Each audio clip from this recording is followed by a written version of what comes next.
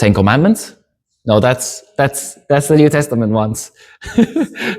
But they do fit into it, obviously. But Ten Commandments wise, what's the second one?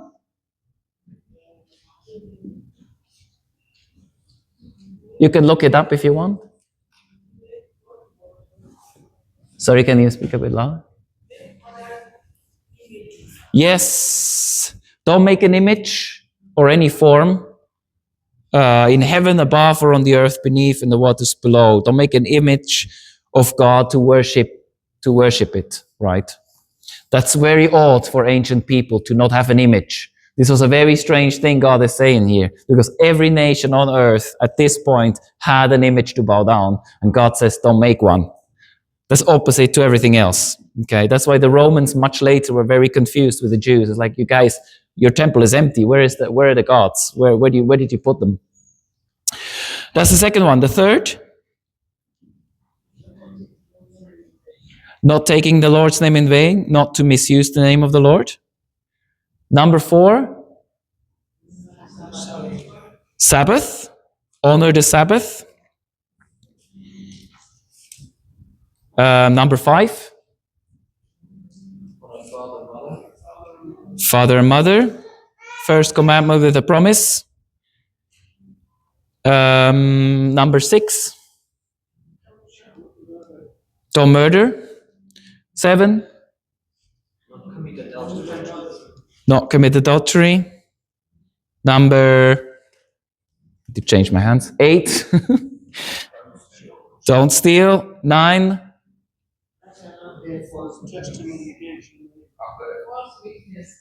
it's up there, right? Brian is like, I just see. Not giving false testimonies, yes. Not lying, okay? Some translations say do not lie. Don't give false testimony. Don't speak falsely. Number 10, don't covet. That's what we talked about last week. Okay, good. We're going to do this every week. It's going to be faster every time. Maybe we're going to do a bit of a, competition. Who has a first get something or so. But I need to be louder because my ears are not, sometimes I need. Right, so we're going to come to the 9th command. We're going backwards. We're don't covet, and now we are going backwards to number 9. Do not lie. Now, you know that this has been quite a while since these commandments are out, around 3,500 years. So it's not that's how long they're out already. That's when God posted them on Instagram on 3,500 years ago. Are they still relevant? Yes. We said that last time. They are still relevant. If every nation on earth would take those and at least just follow those with all the people, we would have a different world. I tell you that. If we just follow that, right, without anything else, just trying to follow that, we would have an absolutely different world. Just something that came to my mind as I went to the scripture again was in verse 18 to 21. That's a whole other topic in itself.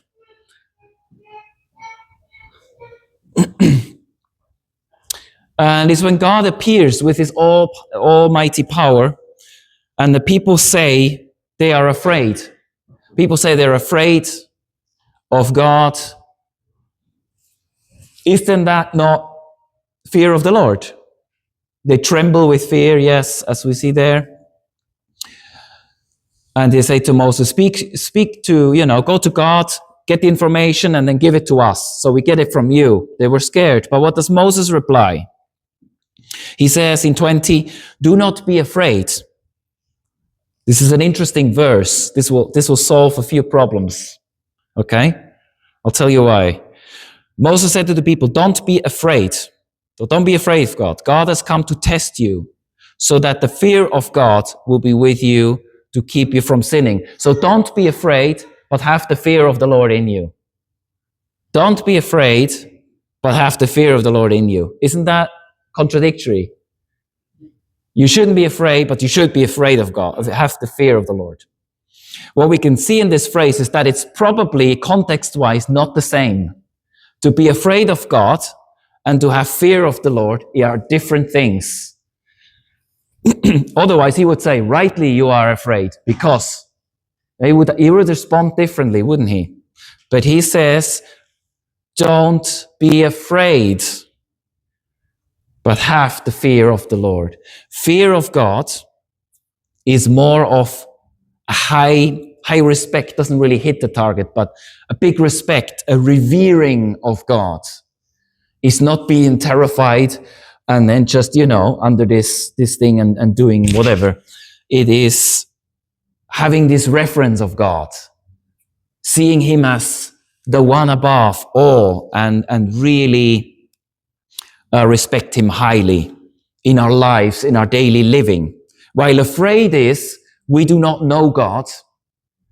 We do not know, but we are afraid that we get killed. So you see, it's a bit of a different thing, but that's a topic in itself. But this phrase really shows being afraid of God and having the fear of the Lord are two different things. One, we should not be, to be afraid of God, and to have the fear of God, to revere him, to have him in our minds every single day when we walk on this earth. That is fear of the Lord, which is very much shown in Proverbs and Ecclesiastes, partly as well, but specifically Proverbs. But that's a topic in itself, but it's this little gem that we have in this passage on the side, that it's not the same. We'll go into this topic another time more, but a lot of people are afraid of God, and they do things because they're afraid of punishment. And that is not what it is. It's not to follow God so I don't go to hell. But that's another topic for another day. Good. Let's come back to the main thing. The lying. The lying. So we should not give false testimony against your neighbor. And God gives this to a nation, not just individuals, but they're a nation as well.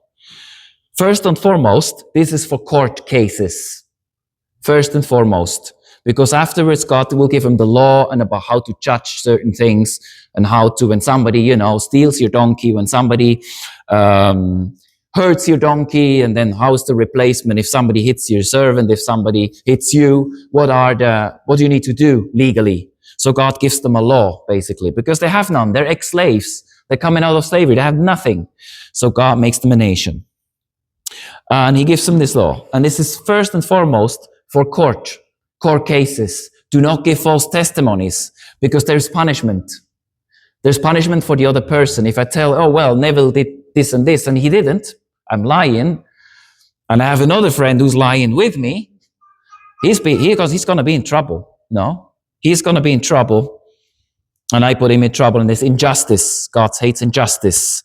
So first and foremost, it's for court of law. But does God then agree with other lying, if this is mainly for court? Does he agree with other lying as well? Well, Jesus, who is God, in John 8, 44 to 46, John 8, 44 to 46, Jesus speaks to the unbelieving Jews. And most probably the religious leaders, because John in his Gospels, when he says the Jews, it's mostly the Pharisees and the Sadducees that he addresses. Context, you can see that in the context. John 8, 44 to 46. You belong to your father. Oh, this is strong stuff, but Jesus says this, okay? You belong to your father, the devil, and you want to carry out your father's desires. He was a murderer from the beginning, not holding to the truth, for there is no truth in him. When he lies, he speaks his native language, for he is a liar and the father of lies. Yet, because I tell you the truth, you do not believe me. Can any of you prove me guilty of sin? If I'm telling the truth, why don't you believe me? Okay, the devil is not holding to the truth. 1, no truth in him. 2, when he lies. 3, he speaks his native language, for he's a liar. 4, and the father of lies. 5. Where does lie come from? It's clearly the devil, really. Where is lying coming from? From the devil. That's the origin of it, right? Or at least he's made himself the father of lies. He's taken on this. And that's very important to know for when we go further in this. So God clearly does not agree with lying, okay? Because he clearly opposes it here. Jesus opposes it here. And he also in John 14:6, the classic verse, I am the way, the truth, and the life. The truth. God is truth. Jesus is truth. Jesus speaks truth. Right? So we have the opposite. Lying from the devil, truth is Jesus. Truth from Jesus. And that's why it makes sense when God says, do not lie. It's one of the 10. He could have said a million things, but he put it in the 10. So it is important. If God puts it there, it is important. Why do we lie? Why do you think we lie? Why do we lie in daily life? As Christians, we also do lie sometimes. You think we don't, but today I'm going to break that. Sadly, I'm going to shatter that thing a little bit for some of you. Why do we lie? What do you think? What's the reasons for lying?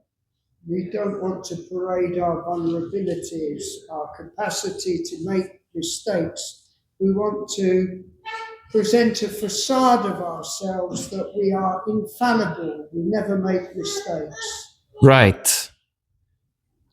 So we don't want to expose our mistakes. Somebody else said, I don't know, was it Marta or somebody else said? Fear, yes, because we're afraid, because we don't want to expose our vulnerabilities. Sometimes we fear punishment. Sometimes we fear if we say that, we're going to be less. So I have to make myself a bit more or exaggerate a bit. Yeah, very good. That's what I have here. So very good. This is what we all seem to be seeing. To cover up shameful acts, maybe.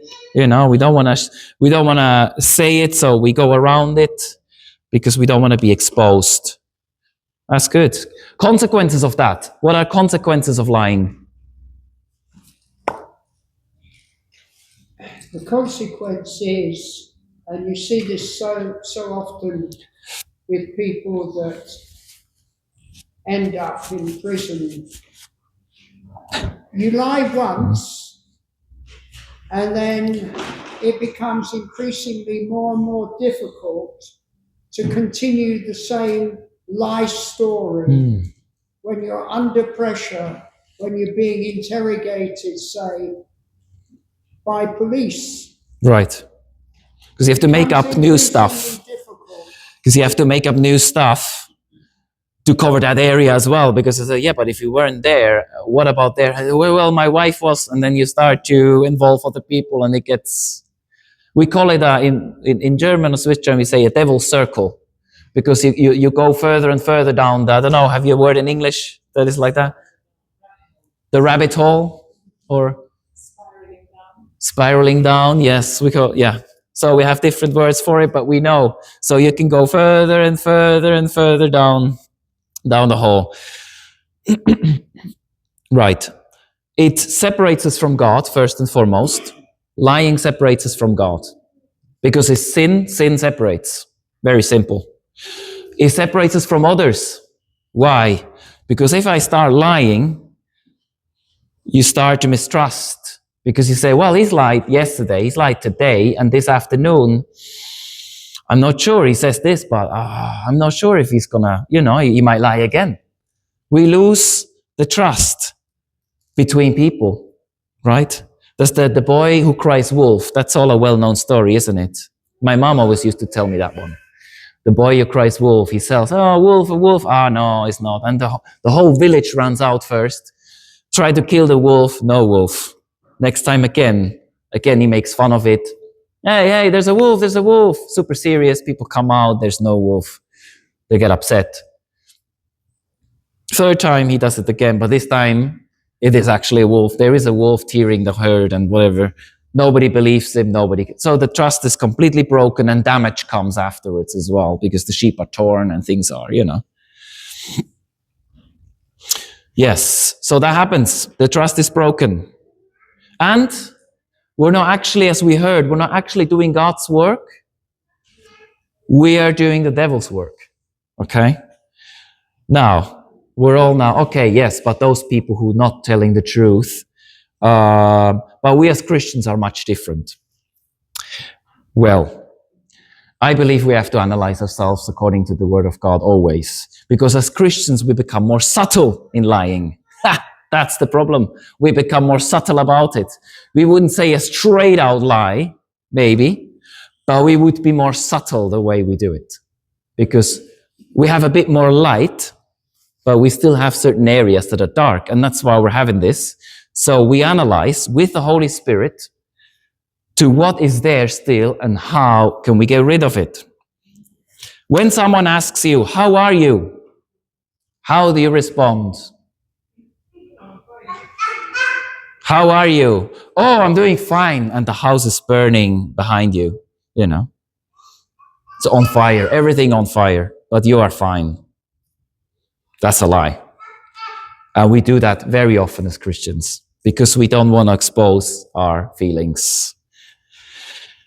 When you did something small or big that you shouldn't at work or home, and then somebody confronts you or something, and then maybe you find a way around and you try to say something else, or you bend the truth a bit, right? Oh, I didn't do it that wrong, really. This is another one. I see this in London a lot. When we are late for something, when we are late, it's always the traffic. Oh, the traffic was bad today. And yes, sometimes the traffic is bad. I give you that. But sometimes if you just plan a bit better, you are there on time. And then you can say, but it's again, we're trying to not take, accountability or the courage saying, yes, sorry, I was late because I slept a bit longer, because this or that. And this was funny because this week I was in the bus in Cricklewood in the Crown Hotel. A guy got in and he complained the whole time until Kilburn how badly the driver is. I don't know if it was a lady or a man, I don't remember. How badly the driver and so slow and waiting at bus stops. Is that not what the driver's supposed to do? And then he called someone and said, oh, this driver is terrible and I'm going to be late or something. And I thought in my mind, bro, you just need to get there early. You can't blame the bus driver. He was all fine. The bus driver drove absolutely fine. I was there, You should have gone up later. But he starts to blame and lie to his job or his friend to say, oh, it's because of the bus driver. It is not. He's not taking responsibility for his life. He's not saying, I got in late. Sorry, my mistake. I should have gotten up earlier. He's blaming another person. This is an example we need to apply it to our own lives, okay? It's not to blame now this man that was getting into the bus in Cricklewood. We need to take this and say, where am I? Where am I bending the truth or blaming somebody else rather than taking the responsibility, telling the truth and saying, well, it was actually my fault. I'm late because I'm late. So that's another option. That meets us Christians as well, We have all a bit of a measure of dishonesty as Christians. And with God's help, we need to stamp it out. We cannot tolerate this because as Christians, we are growing towards God. Sometimes I have the feeling in the West, it's like as soon as you're baptized and say the name of Jesus, you are a Christian, completely finished. Yes, if you die today, you go to heaven. You go to Jesus. But you still need to grow. I cannot finish growing now and say, well, now I'm a pastor, so I don't need to grow anymore. I think I reached the level, right? If I were a mega church pastor, then I'm a bit higher, but I cannot grow. No, everybody needs to grow. It doesn't matter where we are. Everybody has to grow. We all have to grow in our lives until we die. And then probably in heaven, we will grow with God for an eternity. That's maybe why the eternity is also that long, because we still need to grow further and discover more. But yes, we will always need to grow. If you're old now or older, I tell you, you still need to grow. You still need to grow. If you're young, you probably know it more, a bit more aware of it, but still know you need to still grow as well. And when you're old, you will need to grow as well. We always grow. So that's why we need to analyze this with the Holy Spirit and saying, God, is there any offensive way, as David says, is there any offensive way in me, God? Show me, help me. And God can help us. So there's this bending the truth, either to cover up our shame or even trying to help somebody else. So we bend the truth a bit, saying half-truths, leaving parts out, deceiving in a way, because deception, lying always goes into the deception. It is a part of deception. When we can say, I can tell you everything. I cannot tell you everything. The government doesn't need to know that we have this money, that we do this and that we don't pay this because of that. No, we're Christians. We cannot do that. I'm sorry. We cannot. We cannot do this back house business. It just doesn't work. It's like, yeah, but it's cheaper, and we cannot cheat the government. We cannot, that will become, that almost goes into stealing now. But it starts with lying. We're not going to tell the government everything that we earn. We're not going to tell the government all the business we do. They don't need to know that. And if they don't know, starts with lying and goes into stealing. Sometimes that's not a good, it's a bad, but it can go from one into the other. White lies. White lies. Some of the worst lies are white lies. We try to protect ourselves in a good way, or protect others. Compassionate lying. That's compassionate lying. Oh no, but that would be bad, so I need to help her out with a good lie so she's getting out of this business. No. Will it help the person? No. They will not see the consequences. And also, you're an accomplice to whatever the thing is. It might not be a crime, but it's a sin in the end of the day. And helping someone's cause by lying a bit is still part of Satan's product selection, Satan has like a store. He has different products. Some are really nicely painted. Some look completely terrible. But to be honest, it's all part of his brand. So let's not fall into that trap. And let's see, what are the white lies? What are the things that we say day in, day out, that we're not honest?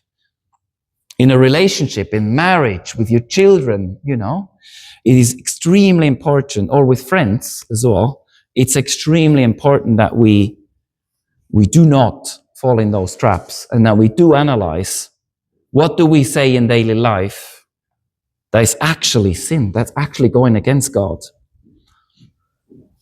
It's all about improving for this new year. If we want to enter and go into this new year, the 10 Commandments give us such a good basis to live a better life in many ways. Having God at the top, God at the front, God in the middle, and God at the end.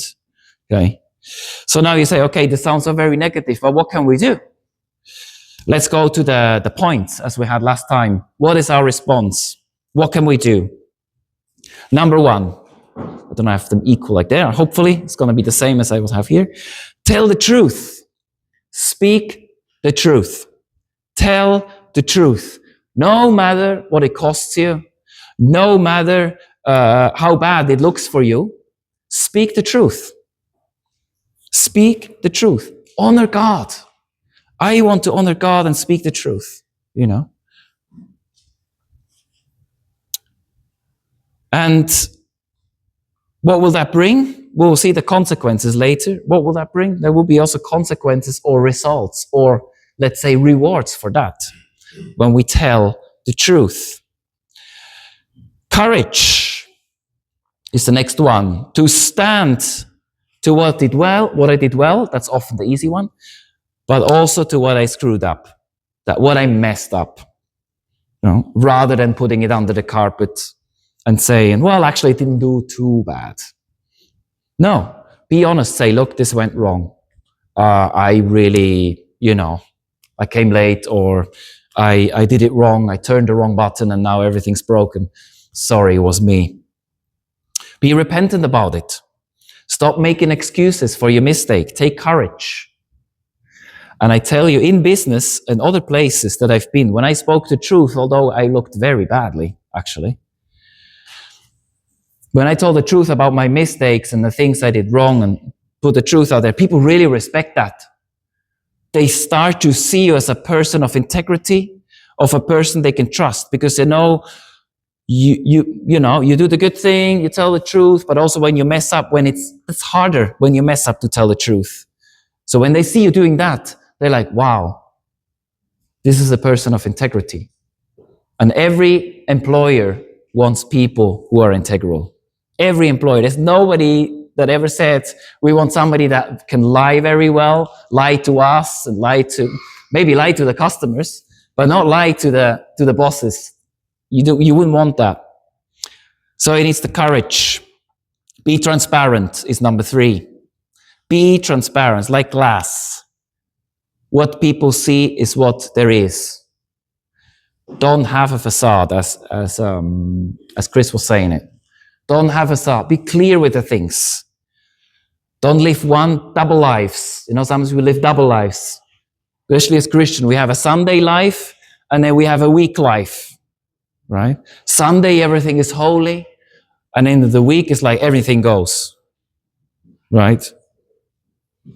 Be transparent. Don't use white lies to protect you or others. I don't know if we have it up there. That's point 4. Don't use white lies to protect others. Don't play God. Jesus never lied to protect others. Have you seen that in the gospel, that Jesus ever lied to protect other people? No, he didn't. So if God doesn't use lies, there might be something in there for us.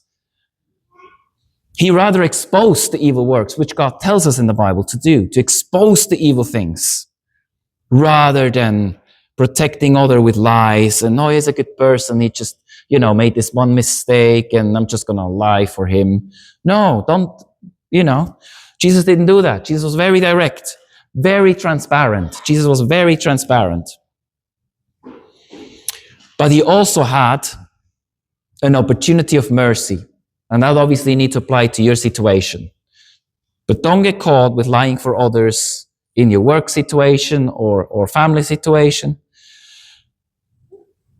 But if somebody lies to you and you're more of an employer or something position, expose it, but also with an opportunity of mercy.